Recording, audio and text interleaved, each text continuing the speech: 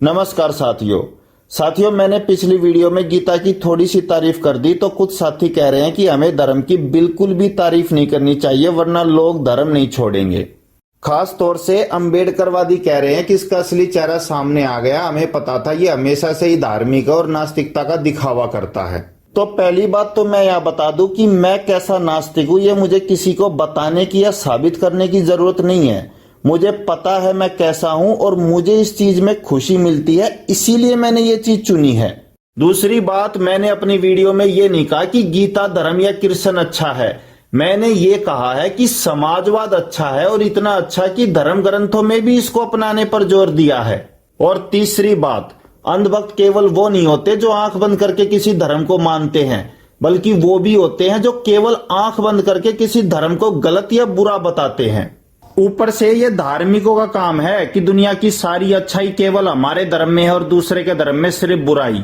मेरा दिल से मानना है धर्म हो या इंसान, हर बुरी चीज में भी एक दो अच्छाई जरूर होती है और चाहे कितनी भी अच्छी चीज क्यों ना हो उसमें भी एक दो बुराई जरूर होती है।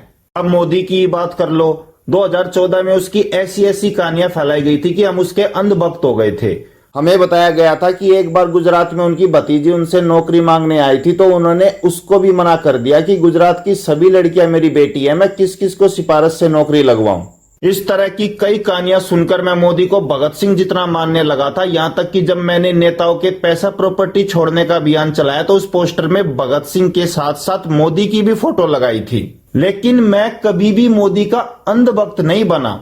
जैसे ही मैंने उसके काम देखे और देखा कि इनका मेन मकसद राजनीति करना और केवल अपने कुछ पूंजीपतियों का फायदा पहुंचाना है, तो मैंने तुरंत मोदी को मानना भी छोड़ दिया। परंतु फिर भी मोदी के कुछ काम ऐसे भी थे जो सच में देश के हित में थे और जो बिल्कुल सही थे। मोदी को पसंद ना करने के बावजूद आज भी उन कामों की चर्चा होती है तो मैं बीजेपी और मोदी को ही सपोर्ट करता हूं, जैसे 370 हटाना, पाकिस्तान पे हमला करना या नोटबंदी। और इसी तरह कोई आदमी चाहे कितना भी अच्छा क्यों ना हो, इवन अंबेडकर ही क्यों ना हो, उसमें भी एक दो बुराइयां जरूर होती हैं। जैसे अंबेडकर ने दलितों को देश से भी ऊपर रखा, जो मैं बिल्कुल गलत मानता हूं। हिंदू कोड बिल में भी उन्होंने मुस्लिम महिलाओं को शामिल नहीं किया, कहीं उनकी मुस्लिम वोट ना टूट जाए। उन्होंने कभी भी सही गलत या राष्ट्र हित को महत्व नहीं दिया, केवल दलितों का फायदा और राजनीति एजेंडे को ही ऊपर रखा, जो मैं गलत मानता हूं। परंतु फिर भी उन्होंने अपने कामों से समाज में अच्छा करने का प्रयास किया और किया भी, जिसकी वजह से उनका सम्मान भी करता हूं। तो मैं किसी का अंधभक्त नहीं हूं जो किसी के हर काम को अच्छा या बुरा बताऊं। मैं पर्टिकुलर आदमी के काम देखता हूं और जो सही लगता है उसे सही कहता हूं और जो गलत लगता है उसे गलत कहता हूं, और यही वास्तव में नास्तिकता और तार्किकता है। मेरा तो मानना है कि हमें सबकी अच्छी चीजें ले लेनी चाहिए और जो गलत चीजें लगे उसे छोड़ देना चाहिए, और इसी तरह हम अपने आप को बेहतर बनाते हैं।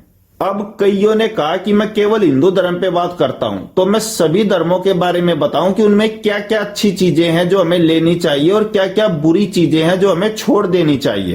तो भाई अगर मैं बात करूं हिंदू धर्म या सनातन धर्म की, तो इसमें एक चीज मुझे सबसे अच्छी लगती है, वो है रिश्तों में अपनापन। कैसे रामायण महाभारत में भाई भाई के लिए मर रहा है, माँ बाप बेटों के लिए, पति पत्नी एक दूसरे के लिए, जिस प्रकार इनमें एक दूसरे के लिए त्याग बलिदान दिखाया है ना, ये मुझे किसी भी और दूसरे धर्म में नहीं मिलता।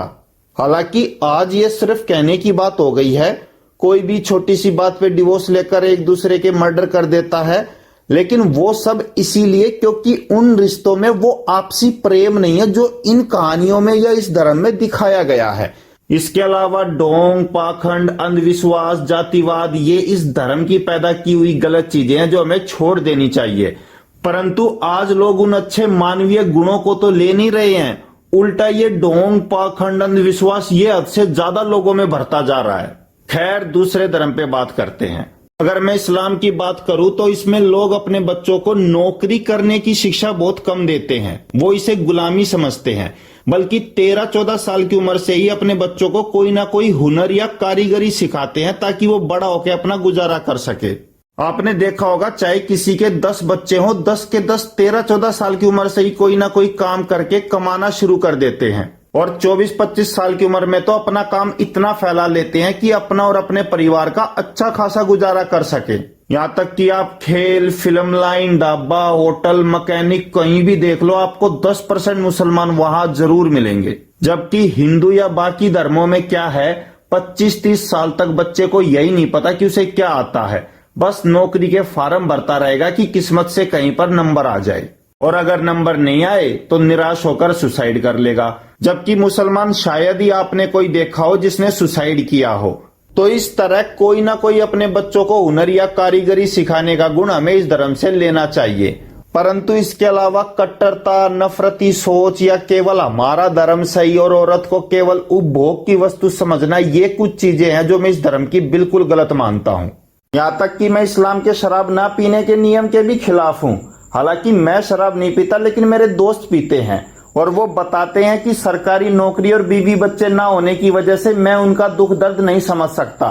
दरअसल दिन भर ऑफिस में बॉस और काम की टेंशन के बाद जब वो घर जाते हैं तो वहां भी उन्हें वही बीवी बच्चों के लड़ाई झगड़े और नखरे देखने को मिलते हैं। वो बताते हैं कि कई बार तो रात को दिमाग इतना गर्म हो जाता है कि सब कुछ छोड़कर भागने या उनको मारने या खुद मरने का मन करता है।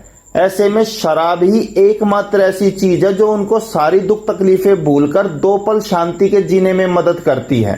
अब मैं उनका दर्द समझ सकता हूँ। दरअसल मैंने तो पूरे बचपन ध्यान लगाकर अपनी इच्छा और भावनाओं पर कंट्रोल करना सीख लिया है। इसीलिए बीवी बच्चे पैसे प्रॉपर्टी से ज्यादा मुझे मतलब भी नहीं है और हमेशा खुश रहता हूँ। परंतु कितने % ऐसे लोग हैं जो मेरे और बुद्धिस्टों की तरह ये कर पाते हैं? मुश्किल से 1%। बाकी 99% लोग अपनी दुख तकलीफें भूलने के लिए शराब का ही सहारा लेते हैं। यहाँ तक कि इतने सालों बाद जीवन में पहली बार अब तो प्योर मुस्लिम देश सऊदी अरब ने भी अपने देश में शराब बेचने को परमिशन दे दी है। इसीलिए शराब ना पीने के बावजूद मैं शराब को गलत चीज नहीं समझता, बल्कि ये मानता हूँ कि अगर थोड़ी मात्रा में ली जाए तो ये काफी फायदेमंद भी है।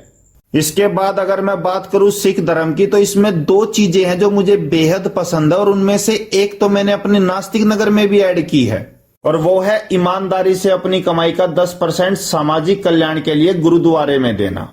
ये चीज ऐसी है कि 2% होने के बावजूद सिखों के पास इतना पैसा होता है कि फ्री में सबको खिलाते हैं। साथ ही कहीं भी चले जाओ, मुश्किल ही कोई सिख आपको भीख मांगता हुआ मिलेगा। अगर कोई मिल भी जाता है तो उसे पकड़कर गुरुद्वारे में डाल दिया जाता है कि वहीं रह के काम कर और खाना खा।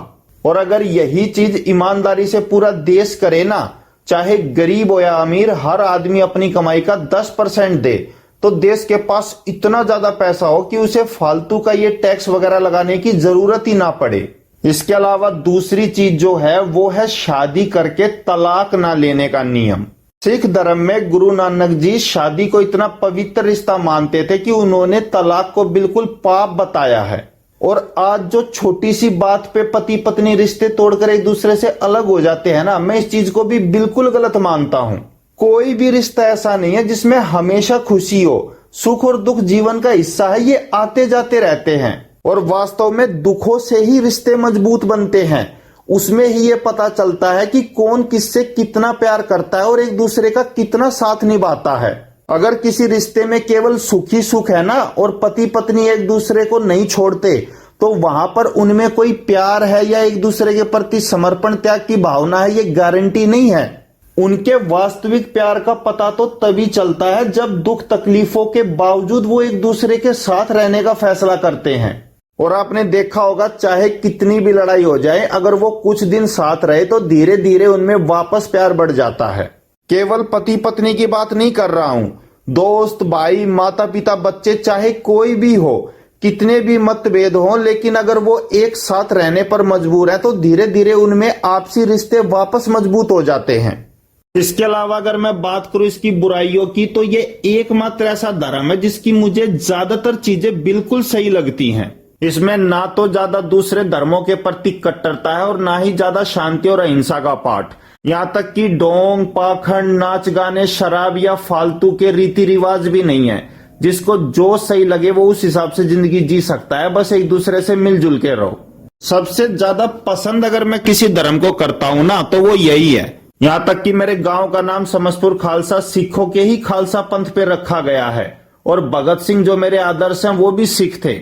परंतु एक चीज है जिसकी वजह से मैं सिख धर्म को अपनाने से मना करता हूं, और वो चीज है आजकल ये खालिस्तान की मांग।